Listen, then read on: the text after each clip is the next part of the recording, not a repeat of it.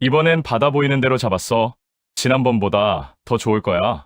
베란다 너머로 흘러든 남편의 목소리는 낮고 들떠 있었습니다. 출장이라고 했습니다. 미팅이라고 했습니다. 하지만 윤지아는 알았습니다. 30년을 함께 산 여자가 모를 리 없었습니다. 그녀는 울지 않았습니다. 대신 가방을 챙겼습니다. 남편이 아닌 전혀 다른 곳으로 향하기 위해 58배 여자가 혼자 찾아간 그곳에서 과연 무슨 일이 벌어졌을까요? 시청하시기 전 구독과 좋아요 꼭 부탁드립니다. 부산 사하구 끝자락 20년도 더 된 아파트 단지에 저녁 6시가 넘으면 층층마다 밥 짓는 냄새가 번졌습니다. 계단에는 퇴근하는 사람들의 발소리가 엇갈리고 복도 끝에서는 아이들이 뛰는 소리가 천장으로 올라왔습니다. 윤지아는 그 냄새와 소리 속에서 오늘도 부엌 앞에 서 있었습니다. 58년을 살면서 그중 33년을 이 부엌에서 보냈습니다. 손에 익은 도마 긁힌 자국이 많은 냄비 손잡이, 배수구 틈새의 작은 얼룩까지 전부 외워버린 공간이었습니다. 결혼 전까지만 해도 그녀는 꽤 알려진 사람이었습니다. 구청 문화센터에서 한지공예를 가르치는 강사였는데 수강생이 줄을 서다 못해 통로에 서서 들을 만큼 인기가 있었죠. 손끝에서 종이가 꽃이 되고 등이 되고 작은 집이 되는 것을 보며 지아는 세상에서 제일 행복한 사람이라고 생각했습니다. 하지만 그 시절은 오래전에 끝났습니다. 남편 박성호의 사업이 기울고 시댁빚이 쌓이고 아이들 학원비가 밀리던 어느 봄날, 지아는 수강생들 앞에서 마지막 인사를 했습니다. 돌아오는 길에 눈물 한 방울 흘리지 않았습니다. 그럴 여유조차 없었으니까요. 성우는 겉으로는 듬직한 가장처럼 보였습니다. 동네 사람들 앞에서는 허허 웃으며 아내 덕에 산다고 입버릇처럼 말했지만 집안에서는 달랐습니다. 밥상에 국이 조금 짜면 수저를 탁 내려놓았고 지안이 몸살로 누워 있어도 물 한 잔 가져다 주는 일이 없었습니다. 지안의 생일이 언제인지, 무릎이 요즘 얼마나 시린지 성우는 묻지 않았고 알려하지도 않았습니다. 그것이 잘못이라고 생각하는 것 같지도 않았습니다. 세상에는 이런 남자들이 있었습니다. 아내의 희생을 공기처럼 여기는 사람들. 지아는 그런 남편을 오래전에 포기했습니다. 원망도 기대도 감정의 불씨 자체가 제가 되어버린 지 이미 오래였습니다. 그냥 살았습니다. 밥을 짓고 빨래를 개고 청구서를 확인하고 또 밥을 지으며 그게 지안의 하루였고 그 하루가 쌓여 33년이 됐습니다. 그날 저녁도 별다를 것이 없었습니다. 된장찌개를 올리고 생선을 굽고 있는데 성우가 방에서 셔츠를 2벌 꺼내 들고 나왔습니다. 평소에 옷에 무심한 사람이 거울 앞에 서서 하나씩 대어보는 것이었습니다. 지안의 시선이 그 손 위에 잠시 머물렀습니다. 이상한 기분이 들었지만 다시 뒤집개를 들었습니다. 잠시 후 욕실 쪽에서 익숙하지 않은 향이 흘러왔습니다. 성우가 향수를 뿌린 것이었습니다. 지안이 오래전 생일 선물로 사준 향수였습니다. 장롱 서랍 깊숙이 넣어두었던 것인데 마지막으로 그 향을 맡은 게 언제인지조차 기억이 나지 않을 만큼 오래된 물건이었습니다. 지아는 뒤집던 생선을 그대로 두고 잠시 멈췄습니다. 타는 냄새가 나서야 다시 손을 움직였습니다. 저녁 식사 자리에서 성우는 수저를 들며 담담하게 말했습니다. 내일 제주 현장 점검 겸 협력사 미팅이 있다. 1박 2일로 다녀온다. 말은 짧고 용건만 있었습니다. 지아는 그러세요 라고 대답했습니다. 더 묻지도 더 말하지도 않았습니다. 밥상 앞에서 오가는 말이 오래전부터 그 수준이었으니까요. 성우는 밥을 빨리 먹고 방으로 들어갔습니다. 지아는 상을 치우고 부엌 바닥을 닦았습니다. 창밖으로 단지 4가로등이 하나씩 켜지고 있었습니다. 아이들이 어릴 때 자주 나가 놀던 그 공터, 그 익숙한 풍경이 지금은 그냥 거기 있었습니다.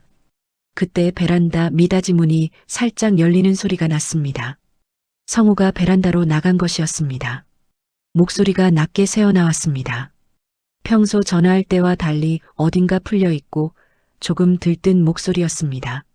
지아는 설거지를 하다가 수도꼭지를 잠갔습니다. 그 짧은 말이 부엌까지 흘러들었습니다. 이번엔 바다 보이는 대로 잡았어.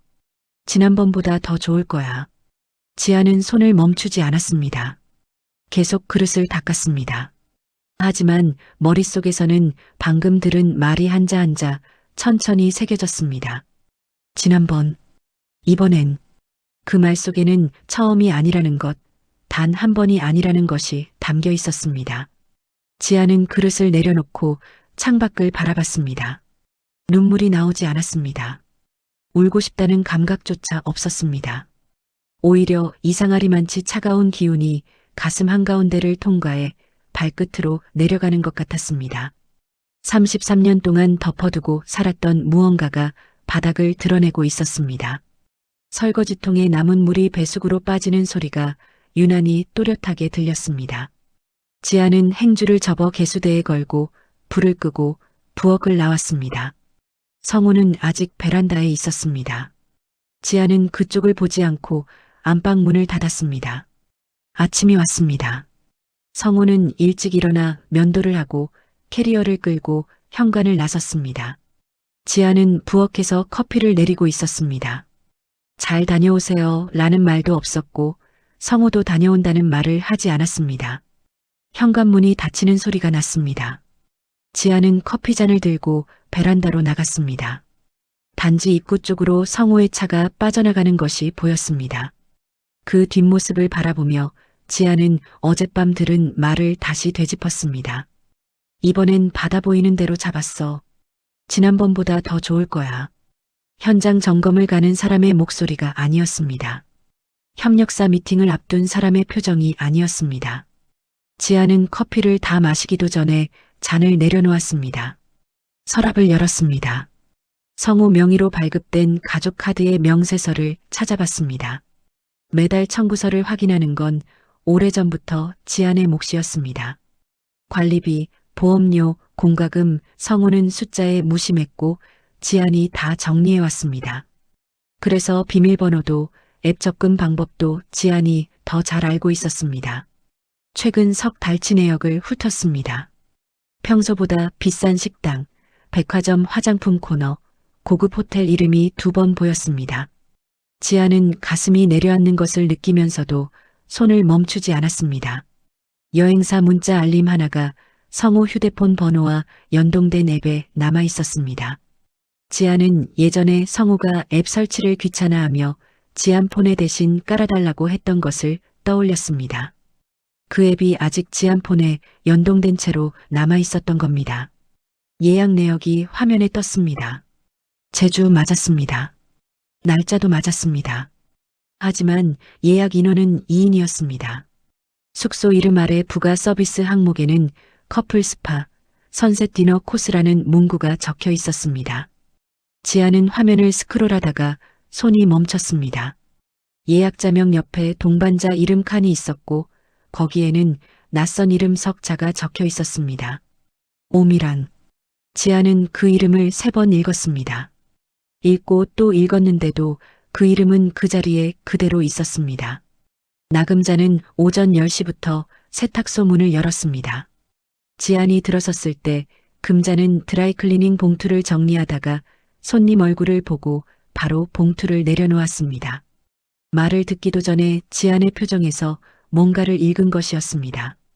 안쪽 공간으로 지안을 데려가 앉히고 물부터 한 잔 내밀었습니다.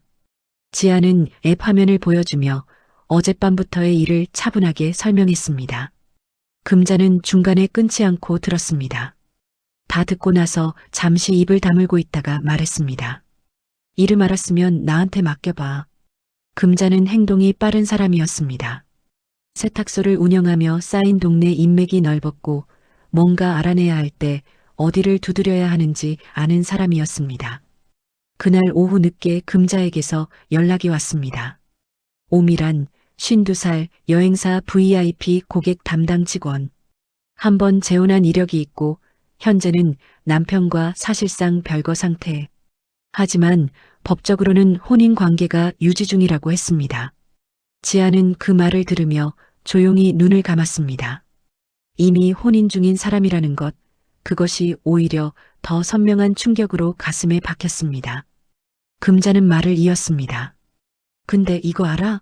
그 여자 시댁이 꽤 이름난 집이래. 전주 한옥마을에서 3대째 전통 한옥 게스트하우스 운영하는 집이라고. 시아버지 이름이 강태만이라는데 그 동네에서는 예절이며 체면으로 소문난 어른이래. 지아는 잠시 말이 없었습니다. 금자는 지안의 얼굴을 살폈습니다. 어쩌려고 라고 묻지 않았습니다. 그냥 기다렸습니다. 지안은 창밖을 바라봤습니다. 세탁소 유리창 너머로 좁은 골목이 보이고 지나가는 사람들의 발소리가 들렸습니다. 지안의 머릿속에는 이제 두 갈래 길이 서 있었습니다.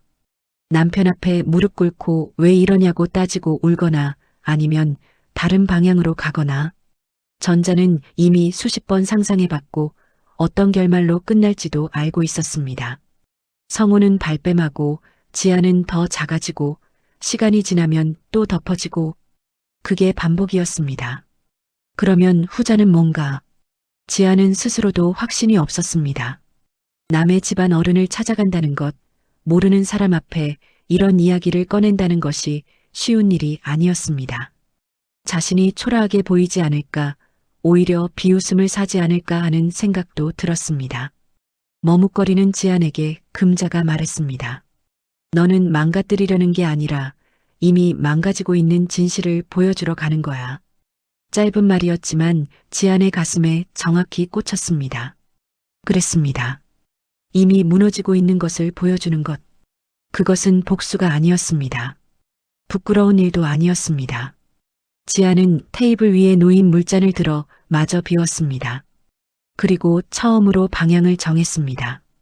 그날 밤 지아는 성우가 쓴 카드 내역과 여행사 앱 예약 화면을 캡처해서 저장해뒀습니다. 두 사람이 주고받은 메시지 알림 내역도 스크롤하며 하나씩 확인했습니다.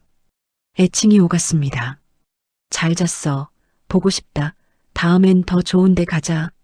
지안의 손가락이 화면 위를 천천히 움직였습니다. 분노가 치밀 것 같았지만 이상하게도 울음은 나오지 않았습니다.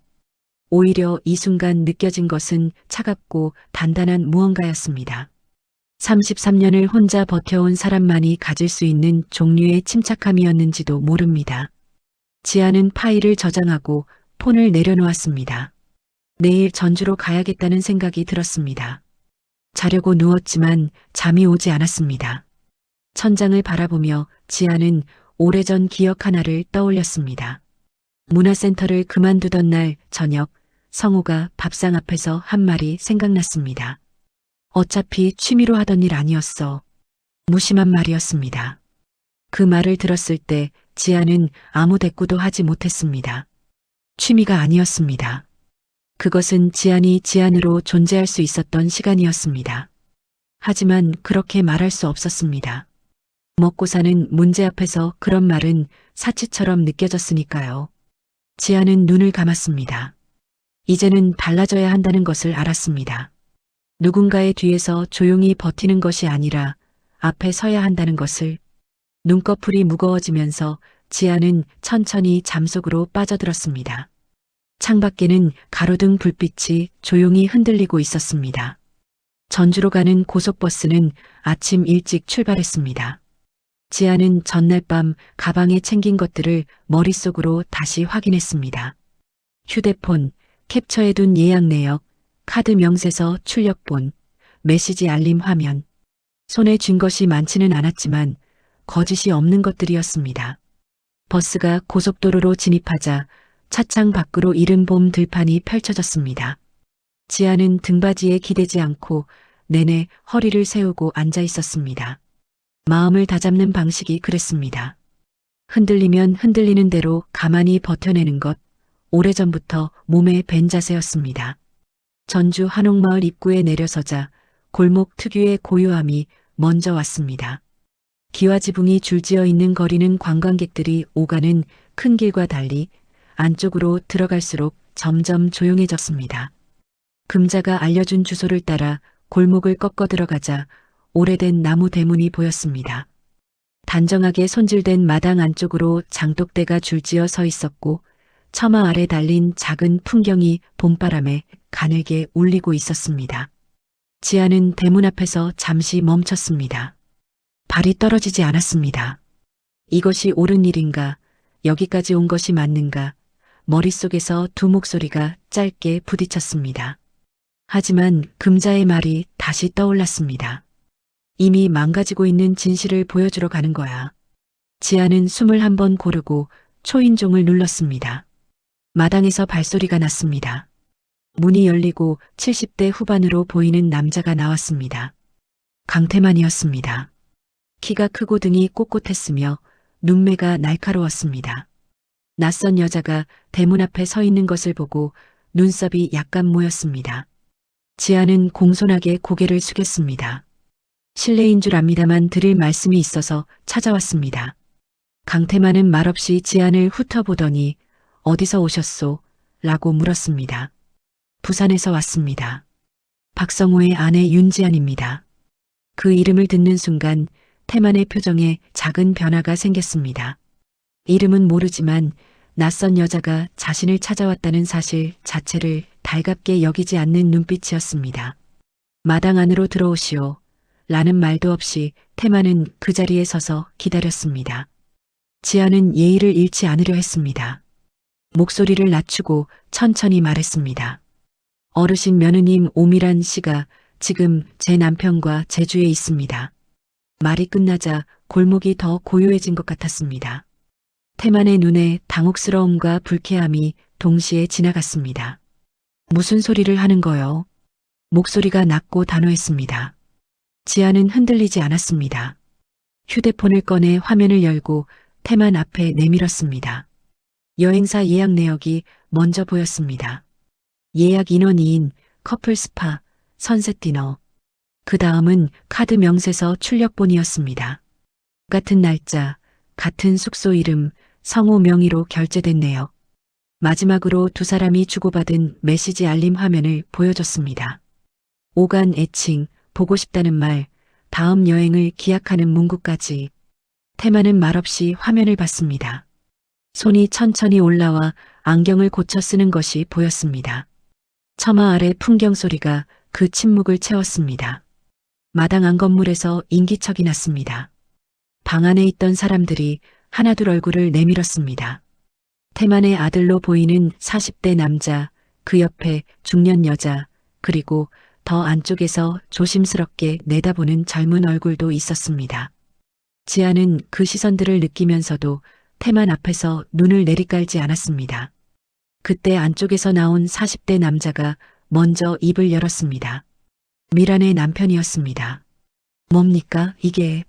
목소리에 날이 서 있었습니다. 지안을 바라보는 눈이 당혹감보다 적대감에 가까웠습니다.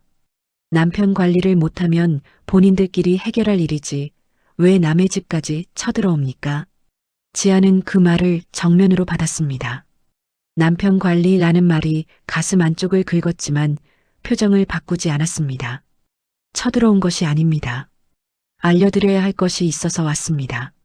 남자는 코웃음을 쳤습니다. 본인 남편이 바람을 피우는 걸 왜 여기 와서 이야기합니까? 우리 식구들이 그거랑 무슨 관계가 있습니까? 미란 씨는 그냥 일로 만난 사람 아닙니까? 증거도 없이 사람 잡으러 온 거 아니에요. 지아는 다시 한번 화면을 보여줬습니다. 증거가 없지 않습니다. 여기 있습니다. 남자는 화면을 일별하고 고개를 돌렸습니다. 포토샵이 어디 있겠습니까? 말이 안 되는 소리 하지 마시고 어서 돌아가시지요. 옆에 서 있던 중년 여자도 거들었습니다. 이분 좀 심하신 거 아닙니까? 남편이 잘못한 거지 우리가 뭘 어쩌라고요. 지아는 그 말들을 들으며 몸이 굳어가는 것을 느꼈습니다. 이 감각을 알고 있었습니다. 잘못을 지적했다가 오히려 민폐 취급을 받는 순간 진실을 말했는데 이쪽이 가해자가 되어버리는 역전. 33년 동안 집안에서 반복됐던 그 구조가 이 마당에도 그대로 있었습니다. 강태만은 그 소란 속에서 말이 없었습니다. 한동안 화면을 들여다보던 그가 손을 내리며 천천히 숨을 내쉬었습니다. 조용히 하거라. 낮은 한마디에 아들도 며느리도 입을 닫았습니다. 태만은 지안을 바라봤습니다. 오래 살면서 많은 것을 보아온 사람의 눈이었습니다. 당신이 이것을 가지고 여기까지 온 이유가 뭐요?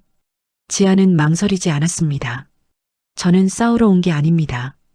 다만 저 혼자만 바보처럼 당하고 싶지 않아서 왔습니다. 조용하고 분명한 말이었습니다. 마당에 잠시 침묵이 깔렸습니다. 하지만 미란의 남편은 물러서지 않았습니다. 아버지, 이런 사람 말을 믿으시겠습니까? 미란이 돌아오면 직접 물어보면 될 일 아닙니까? 지금 당장 나가 달라고 해도 됩니다. 태만은 아들을 한번 바라보고 다시 지안을 봤습니다. 그 사이에 무슨 판단이 오갔는지 표정만으로는 알 수 없었습니다. 지안은 더 이상 아무 말도 하지 않았습니다. 할 말을 다 했습니다. 폰을 가방에 넣고 고개를 숙였습니다. 실례했습니다. 그 말만 남기고 대문을 향해 돌아섰습니다. 등 뒤에서 미란 남편의 낮은 혀차는 소리가 들렸습니다. 풍경이 다시 가늘게 울렸습니다. 대문을 나서는 순간 지안의 두 다리가 힘을 잃었습니다. 골목벽에 등을 기댔습니다. 차가운 돌의 감촉이 등을 통해 전해졌습니다. 눈이 시큰해졌지만 울지 않았습니다. 대신 긴 숨을 내쉬었습니다. 맞은편 한옥 처마 아래로 오후 햇살이 기울어져 있었습니다. 골목은 조용했습니다. 지안은 혼자였습니다. 찾아가서 말했고 무시당했고 돌아서 나왔습니다. 그것이 지금 이 순간의 전부였습니다. 하지만 이상하게도 무너지는 기분은 아니었습니다. 말해야 할 것을 말했다는 사실, 그것만큼은 아무도 가져갈 수 없었습니다. 지안은 벽에서 등을 떼고 골목 끝을 향해 걸었습니다. 한 발 또 한 발. 전주 한옥마을의 저녁이 지붕 위로 조용히 내려앉고 있었습니다. 부산으로 돌아오는 버스 안에서 지안은 내내 창밖만 바라봤습니다. 고속도로 위로 어둠이 내리고 있었습니다. 가로등 불빛이 차창을 스칠 때마다 지안의 얼굴이 유리에 잠깐씩 비쳤습니다. 낯선 얼굴이었습니다. 아니, 오래 보지 못했던 얼굴이었습니다. 언제부터인가 지안은 거울을 오래 들여다보지 않았습니다. 세수하고 머리 묶고 나가는 것이 전부였습니다. 꾸밀 이유가 없었고 꾸밀 마음도 없었습니다. 차창에 비친 얼굴은 그냥 피곤한 사람이었습니다. 뭔가를 오래 참아온 사람의 얼굴이었습니다. 지안은 시선을 거두고 눈을 감았습니다. 집에 돌아오자 성우는 아직 제주에 있었습니다. 아파트는 조용했습니다. 지안은 가방을 내려놓지도 않은 채 거실 소파에 앉았습니다.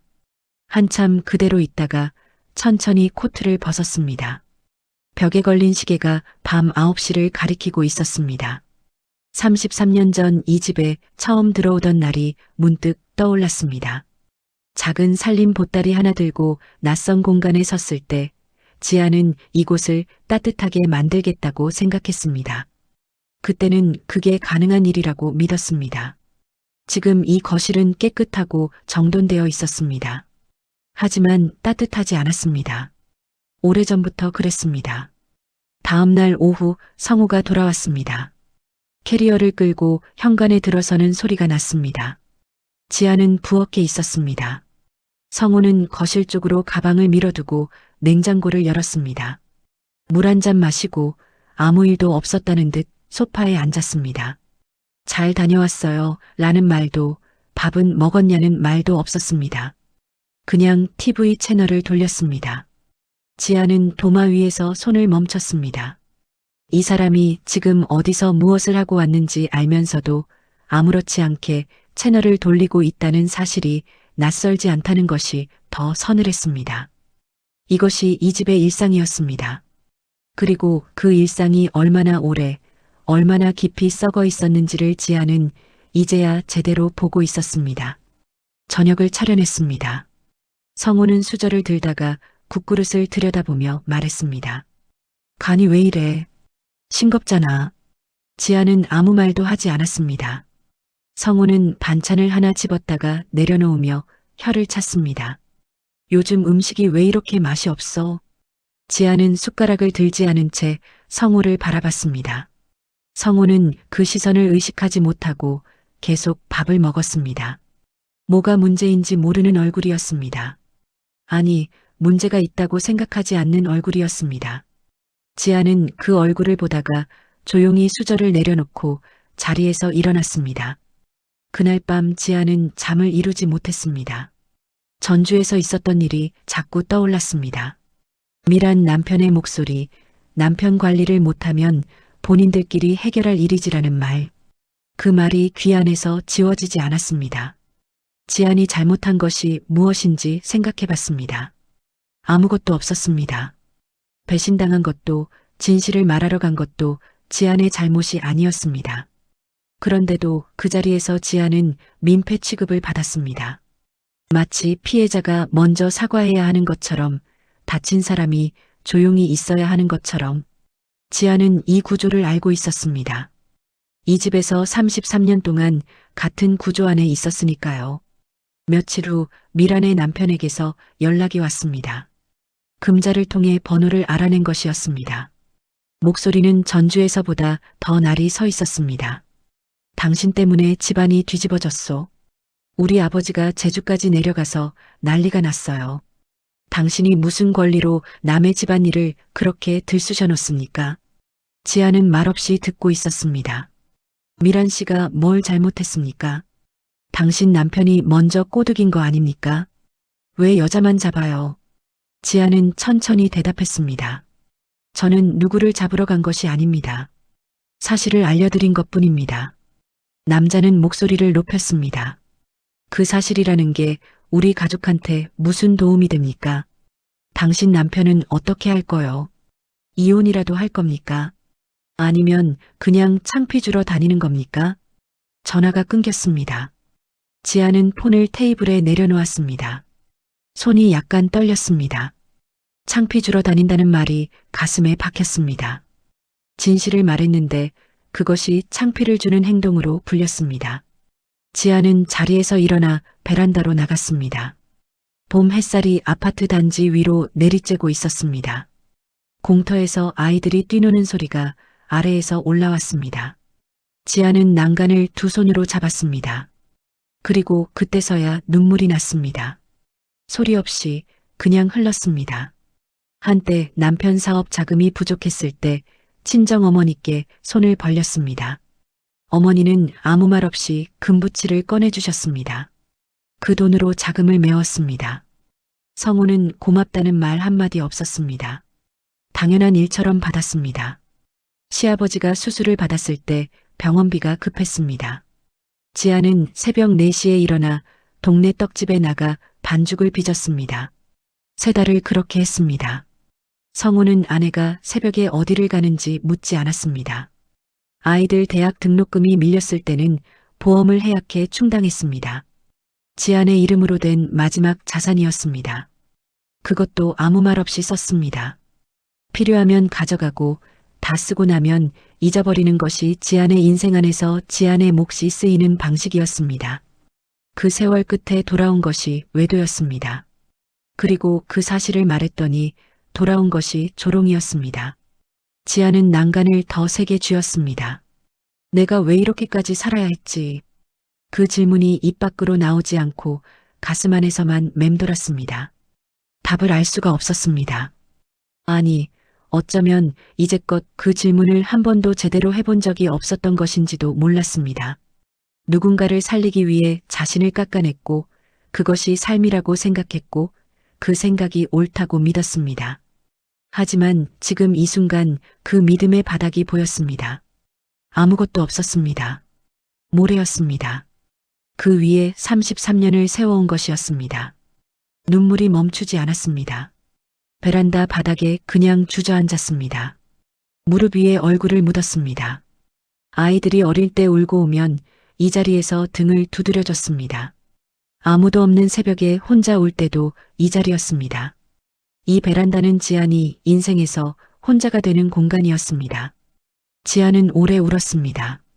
오래, 실컷, 소리도 내지 않고 울었습니다. 그러다 어느 순간 눈물이 멎었습니다. 억지로 참은 것이 아니었습니다. 그냥 다 흘러내린 것 같았습니다. 지아는 고개를 들었습니다. 하늘이 보였습니다. 봄하늘은 맑고 높았습니다. 지아는 손등으로 눈가를 닦았습니다. 그리고 처음으로 어떤 결심이 몸 안에서 올라오는 것을 느꼈습니다. 감정이 아니었습니다. 더 단단하고 더 차가운 무언가였습니다. 이대로 끝낼 수 없다는 것, 이대로 당하고 끝날 수 없다는 것. 지아는 천천히 일어섰습니다. 무릎이 시렸지만 발에 힘이 들어왔습니다. 베란다 문을 열고 안으로 들어서는 지안의 눈빛이 달라져 있었습니다. 아까의 눈빛이 아니었습니다. 무언가를 잃은 사람의 눈이 아니라 무언가를 다시 찾으려는 사람의 눈이었습니다. 서랍은 오래전부터 잠그지 않았습니다. 지안이 정리를 미루어둔 서랍 하나가 안방 화장대 아래에 있었습니다. 뭔가를 넣어두고 잊어버린 것들이 쌓이는 자리였습니다. 그날 저녁 지아는 그 서랍을 열었습니다. 처음에는 그냥 정리할 생각이었습니다. 손이 필요한 일을 하면 머릿속이 조금 가라앉으니까요. 헌 영수증, 오래된 약봉지, 단추 몇 개, 손목시계 하나. 그것들을 꺼내다가 손이 멈췄습니다. 낡은 갈색 봉투 하나가 나왔습니다. 봉투 안에는 사진 몇 장과 접힌 편지들이 들어 있었습니다. 편지는 문화센터 수강생들이 써준 것들이었습니다. 지안이 센터를 그만두던 해에 받은 것들인데 차마 버리지 못하고 서랍 깊숙이 넣어두었던 모양이었습니다. 종이가 누렇게 바랬고 글씨는 제각각이었습니다. 지안은 편지를 하나씩 폈습니다. 선생님 수업 덕분에 숨을 쉬는 것 같았어요. 글씨가 작고 꼼꼼한 수강생이 쓴 편지였습니다. 남편 눈치만 보다가 처음으로 내가 뭔가를 만들었다는 기분이 들었어요. 그 다음 편지는 볼펜 잉크가 번진 자국이 있었습니다. 지안 선생님 작품은 사람 마음을 편하게 해요. 같이 있으면 좋은 사람 같아서요. 글 옆에 작은 꽃 그림이 그려져 있었습니다. 지안은 편지를 읽다가 손을 무릎 위에 내려놓았습니다. 눈이 뜨거워졌습니다. 이 편지들을 봤던 날이 떠올랐습니다. 수강생들이 작은 상자에 담아 내밀었을 때 지아는 웃으며 받았습니다. 집에 와서 혼자 읽으며 한참 울었습니다. 그때는 앞으로 어떻게 살아야 할지 막막해서 운 것이었습니다. 그런데 지금 다시 읽으니 우는 이유가 달랐습니다. 이 편지 속에 윤지안이라는 사람이 있었습니다. 누군가의 아내도 시댁 며느리도 아이들 엄마도 아닌 윤지안. 사람들이 곁에 있고 싶어 했던 사람, 손끝으로 아름다운 것을 만들어냈던 사람. 그 이름을 지아는 서랍 속에 함께 넣어두고 잊고 살았습니다. 사진도 있었습니다. 수업 중에 찍은 단체 사진 1장, 지안이 만든 한지등 작품 사진 2장. 한지등은 창가에 놓여 있었고 종이 사이로 새어나오는 불빛이 부드럽게 번져 있었습니다. 그것을 만들 때의 감각이 손끝에서 되살아나는 것 같았습니다. 종이를 고르고 물에 적시고 틀 위에 얹고 말리고 또 덧대고 서두르지 않아도 되는 작업이었습니다. 지금 이 순간만 있으면 되는 시간이었습니다. 지아는 사진을 한참 바라봤습니다. 그때 금자에게서 문자가 왔습니다. 전화로 할게, 잠깐 받아. 지아는 폰을 들었습니다. 금자의 목소리는 평소보다 낮았습니다. 강태만 어르신한테서 연락이 왔어. 제주로 직접 내려가겠다고 하셨대. 며느리한테 직접 확인하겠다고. 만약 사실이 맞다면 그냥 덮고 갈 일이 아니라고 하셨어. 지아는 말이 나오지 않았습니다. 금자가 말을 이었습니다. 그리고 어르신이 너한테 전해달라고 하신 말씀이 있어. 지아는 숨을 참았습니다. 내 며느리 잘못이 맞다면 당신도 더는 혼자 참지 마시오. 당신 몫의 말은 당신도 해야 하오. 금자가 또박또박 읽어줬습니다. 지아는 전화를 끊고 사진을 다시 내려다봤습니다. 한지등 불빛이 사진 속에서도 조용히 빛나고 있었습니다. 당신 몫의 말은 당신도 해야 하오. 그 말이 가슴 안에서 울렸습니다. 33년 동안 지아는 자신의 몫을 말한 적이 없었습니다. 참는 것이 미덕이라고 배웠고 조용한 것이 현명한 것이라고 믿었습니다. 하지만 그 침묵이 지안을 지켜주지 않았습니다. 오히려 침묵 위에서 다른 사람들이 자라났습니다. 지아는 편지와 사진을 봉투에 다시 담지 않고 화장대 위에 올려놓았습니다. 서랍 속에 다시 넣지 않기로 했습니다. 윤지안이라는 이름도 이제는 꺼내놓을 때가 됐습니다. 제주 서귀포 바닷가 쪽에 있는 리조트였습니다. 유리병 너머로 바다가 보이는 로비는 넓고 밝았습니다. 오전 11시 체크아웃 시간이 가까워지고 있었습니다. 성우와 미라는 엘리베이터에서 내려 프런트 쪽으로 걸어왔습니다. 미라는 선글라스를 손에 들고 있었고 성우는 캐리어 손잡이를 잡은 채 가볍게 걷고 있었습니다. 이틀을 함께 보낸 두 사람의 표정은 느슨하게 풀려 있었습니다. 이 일이 적당히 무마될 것이라는 계산이 두 사람 모두의 얼굴에 깔려 있었습니다. 배우자들이 소란을 피워도 시간이 지나면 가라앉는다는 것, 그것이 두 사람이 이 자리에 오기까지 스스로에게 해온 설명이었습니다. 그때 로비 입구 유리문이 열렸습니다. 지안이 먼저 들어섰습니다. 그 뒤로 강태만이 들어왔습니다. 그리고 미란의 남편이 마지막으로 문을 통과했습니다. 세 사람은 말없이 로비 중앙으로 걸어왔습니다. 미란은 프런트에 시선을 두고 있다가 문 쪽을 스친 순간 동작이 굳었습니다. 손에 들고 있던 선글라스가 대리석 바닥에 떨어졌습니다. 선글라스가 미끄러지는 소리가 로비에 퍼졌습니다. 성우도 그 소리에 고개를 돌렸습니다. 지안과 눈이 마주쳤습니다. 성우의 얼굴에서 피가 빠져나가는 것이 보였습니다. 강태만은 걸음을 멈추지 않았습니다. 미란 앞에 서서 그녀를 내려다봤습니다. 아무 말도 하지 않았습니다. 그 침묵이 어떤 고함보다 무거웠습니다. 78년을 살아온 사람의 눈에서 나오는 것이 있었습니다. 실망도 분노도 아니었습니다. 그보다 깊은 어떤 것이었습니다. 미라는 시아버지의 시선을 받자마자 고개를 떨어뜨렸습니다. 그러더니 옆에 있는 남편의 얼굴을 보았습니다. 남편은 미란을 보지 않았습니다. 바닥에 떨어진 선글라스만 바라보고 있었습니다. 태만이 낮게 입을 열었습니다. 집안 망신도 분수가 있지, 죽지도 못하고 이런 꼴을 보게 하는구나. 목소리는 크지 않았습니다. 오히려 너무 낮아서 더 또렷하게 들렸습니다. 리조트 직원들이 프런트 뒤에서 서로 눈을 마주쳤습니다. 로비 소파에 앉아있던 관광객 두어 명이 자리에서 움직이지 않고 이쪽을 바라봤습니다. 성우는 지안을 향해 한 발짝 나왔습니다. 목소리를 낮춰 말했습니다. 야, 이게 무슨 짓이야? 지안은 성우를 보며 아무 감정도 얼굴에 올리지 않았습니다. 오랫동안 준비해온 표정이었습니다. 아니, 표정이 아니었습니다. 이미 다 내려놓은 사람의 얼굴이었습니다. 지안은 가방에서 서류 봉투를 꺼냈습니다. 두 손으로 들고 성우 앞에 내밀었습니다. 33년 동안 당신한테 준 시간의 마지막이야. 이제 당신은 내 인생에서 퇴실입니다. 짧은 말이었습니다. 하지만 그 짧은 말 안에 33년이 들어 있었습니다.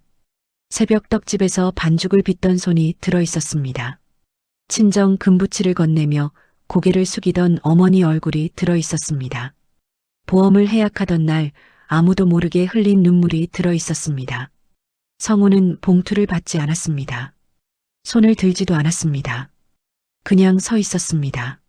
지아는 봉투를 성우 앞에 있는 테이블 위에 내려놓았습니다. 봉투 안에는 카드 명세서, 여행 예약 내역, 메시지 캡처본이 들어 있었습니다. 하지만 그것만이 아니었습니다. 지난 몇 주 동안 지안이 조용히 정리해온 것들이 함께 있었습니다. 결혼 후 집 마련에 쓰인 친정 자산 흐름 내역, 시아버지 수술비 부담 기록, 생활비 지출 장부, 보험 해약 내역서, 지안의 이름으로 이 가정에 들어온 것들, 이 가정을 살리기 위해 지안이 내어준 것들의 목록이었습니다. 성우는 봉투를 보다가 지안을 봤습니다. 처음으로 뭔가를 읽으려는 눈빛이었습니다. 하지만 지안은 더 이상 그 눈빛에 답하지 않았습니다. 미라는 태만 앞에서 무너지고 있었습니다. 아버님, 이건 오해예요.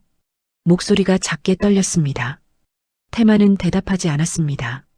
남편이 미란의 팔을 잡았습니다. 잡는 것이 아니라 치우는 것이었습니다. 손길에 온기가 없었습니다. 미라는 남편의 얼굴을 보았습니다. 남편은 태만을 바라보고 있었습니다. 미란이 이 상황에서 기댈 곳이 없다는 것이 그 짧은 시간 안에 드러났습니다. 아버님, 제가 잘못했어요. 미란의 목소리가 잠겼습니다. 태만은 그 말을 들으면서도 표정을 바꾸지 않았습니다. 돌아가자. 아들에게 말했습니다. 며느리 쪽은 보지 않은 채로였습니다. 성우는 뒤늦게 목소리를 높이려 했습니다. 여기서 이러는 거 말이 돼? 이게 무슨 꼴이야? 지아는 조용히 말했습니다. 말이 안 되는 건 당신이 한 일이에요.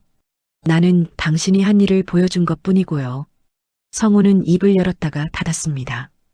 다시 열었다가 또 닫았습니다. 체면을 가장 중시하는 사람이 가장 공개된 장소에서 모든 것이 벗겨진 순간이었습니다. 현장에서 수십 명을 부리고 협력사 사람들 앞에서 거들먹거리던 사람이 아내 앞에서 할 말을 잃었습니다.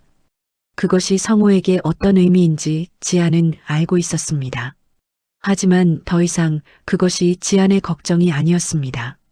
지아는 성우를 등지고 태만 쪽으로 걸어갔습니다. 태만의 옆에 나란히 섰습니다. 어르신, 멀리서 내려오셨습니다. 감사합니다.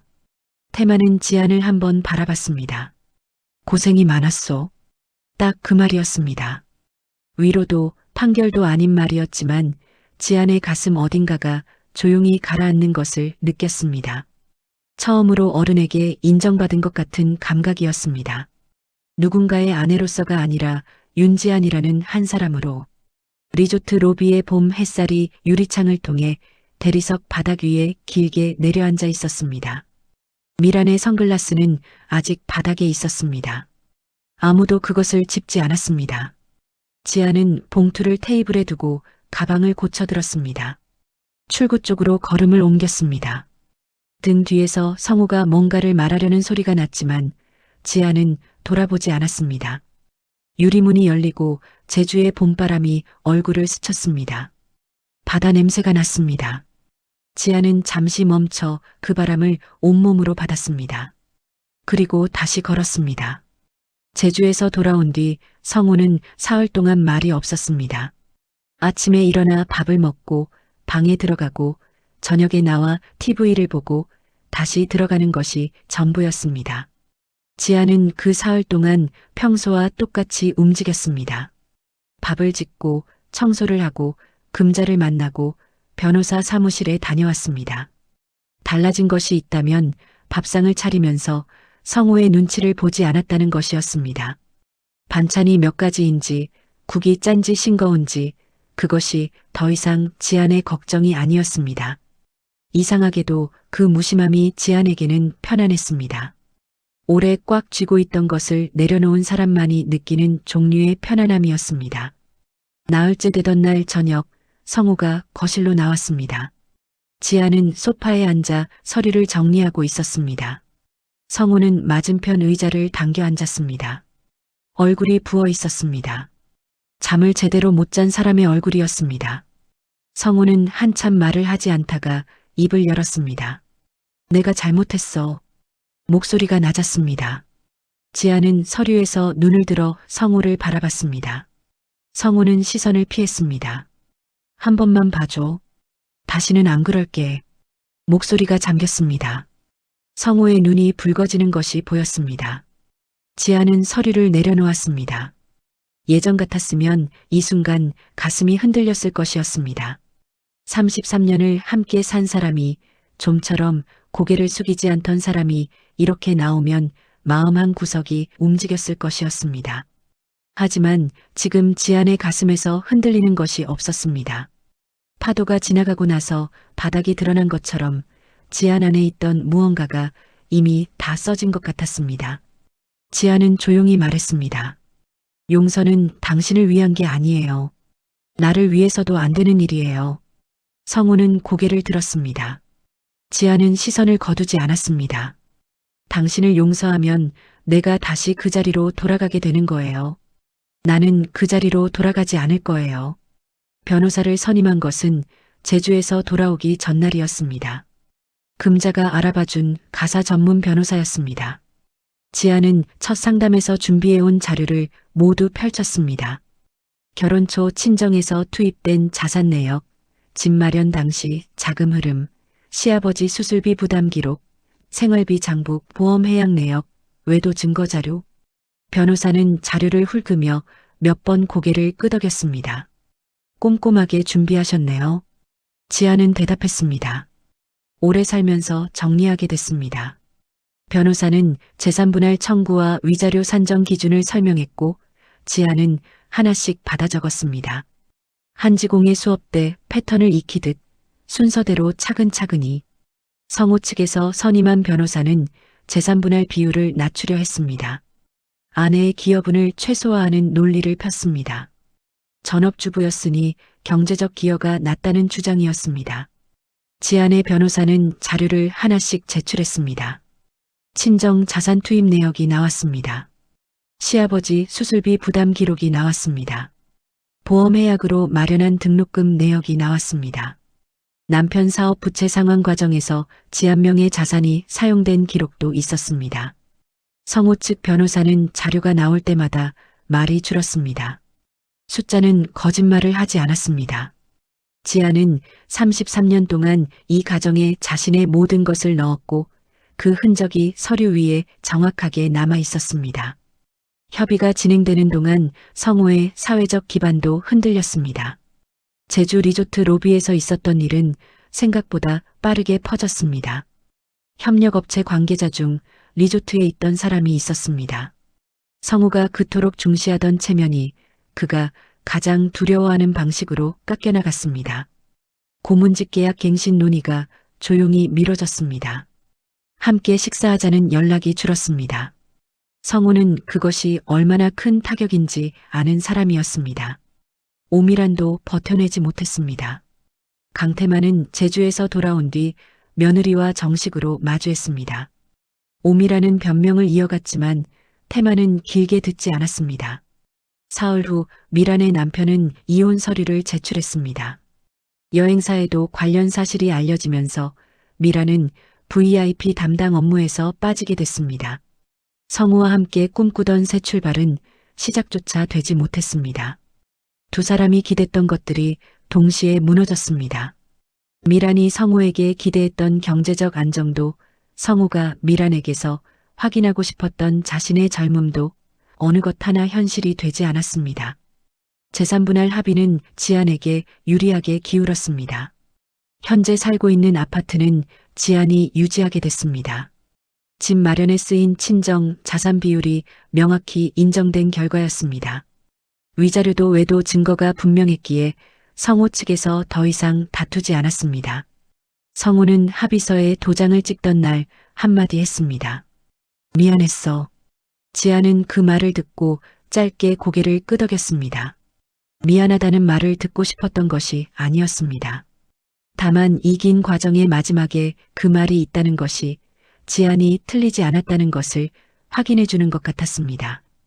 서류가 마무리되던 날 오후 지안은 금자의 세탁소에 들렀습니다.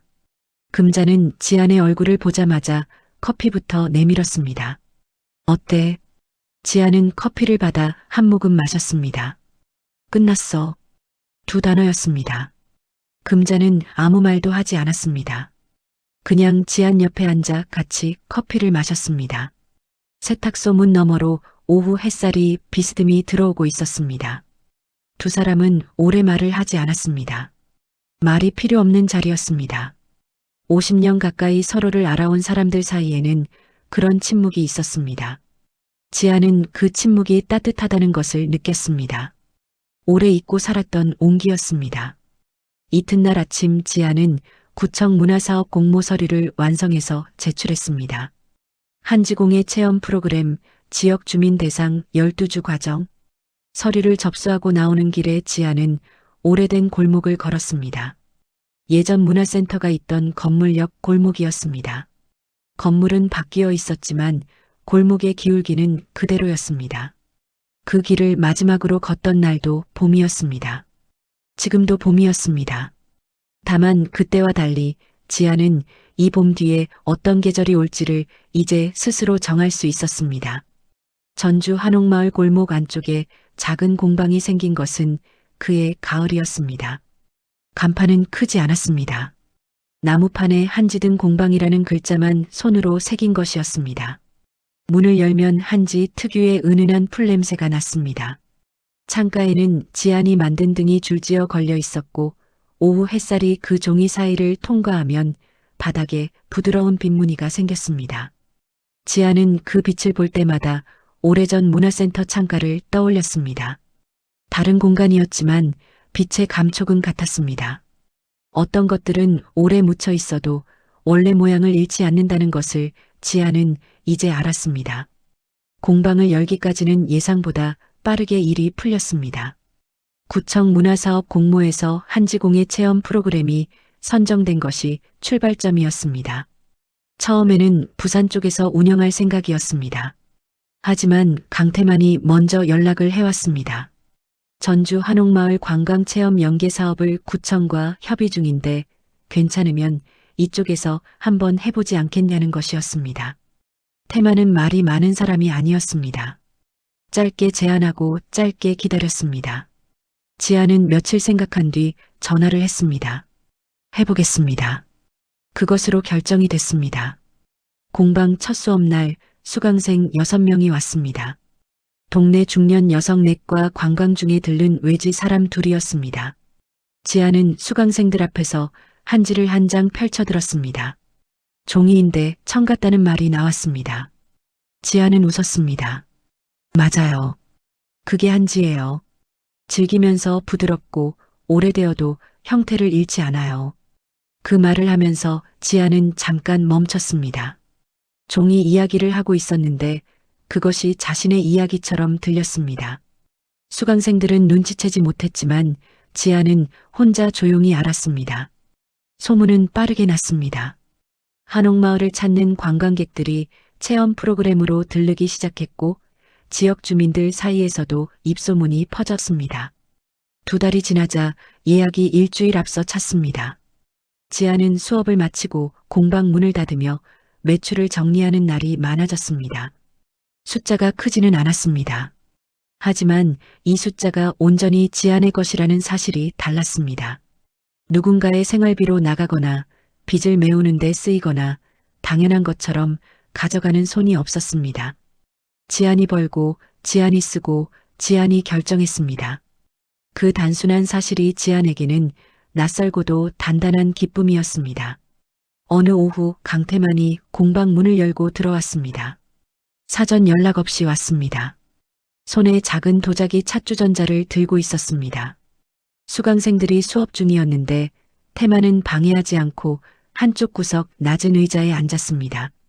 지안이 수업을 마치고 나서야 찻주전자를 내밀었습니다. 우리 집 차입니다. 한지랑 잘 어울릴 것 같아서. 말이 짧았습니다. 지안은 두 손으로 받았습니다. 고맙습니다, 어르신.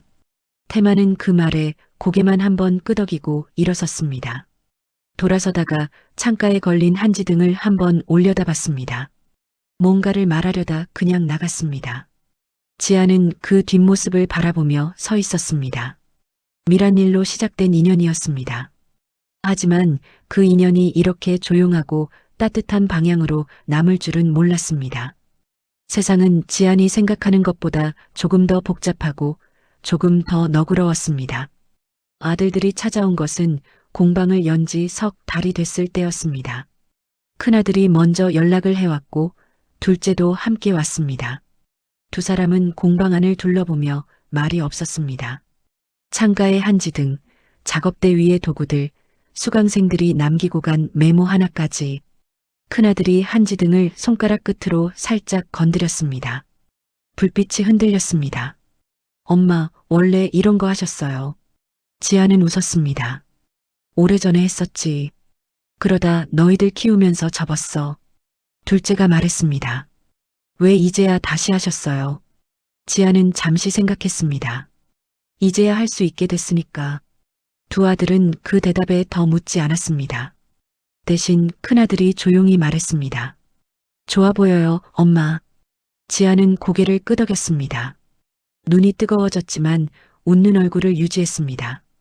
그날 밤 아들들이 돌아가고 나서 지아는 혼자 공방에 남았습니다. 수업 준비를 하는 척했지만 사실 그냥 잊고 싶었습니다. 작업대 앞에 앉아 한지 한 장을 손바닥 위에 올렸습니다. 얇고 가벼운 종이였습니다. 빛을 비추면 손에 핏줄이 비쳐 보일 만큼 투명했습니다. 하지만 이 종이는 질겼습니다. 물에 젖어도 오래되어도 구겨져도 찢어지지 않았습니다. 지아는 그 종이를 손바닥 위에서 한참 바라봤습니다. 젊음은 지나갔습니다. 세월도 많이 흘렀습니다. 그 세월 안에 아팠던 것들, 참았던 것들, 잃어버렸던 것들이 있었습니다. 하지만 지금 이 자리에 지안이 있었습니다. 부서지지 않고 여기 있었습니다. 그것이 전부가 아니라 시작이라는 것을 지안은 이제 알았습니다. 창밖으로 전주 한옥마을의 밤이 내려앉고 있었습니다. 기와지붕 위로 별이 보이기 시작했습니다. 공방 안한지등에 불이 들어왔습니다. 종이 사이로 빛이 새어나와 방 안을 조용히 채웠습니다. 누구의 밥상 시간도 기다리지 않아도 되는 밤이었습니다. 누군가의 눈치를 살피지 않아도 되는 밤이었습니다. 거짓말을 견디지 않아도 되는 밤이었습니다. 지아는 한지등 불빛 아래 조용히 앉아 있었습니다. 이것이 내 삶이라고 생각했습니다. 남은 시간, 이제는 내가 만드는 시간이라고. 한지등이 조용히 빛났습니다. 그 빛이 참 오래 따뜻했습니다. 오늘의 이야기는 여기까지입니다. 구독 후 알림 설정을 하시면 매일 새로운 이야기들을 만나보실 수 있습니다. 시청해 주셔서 감사합니다.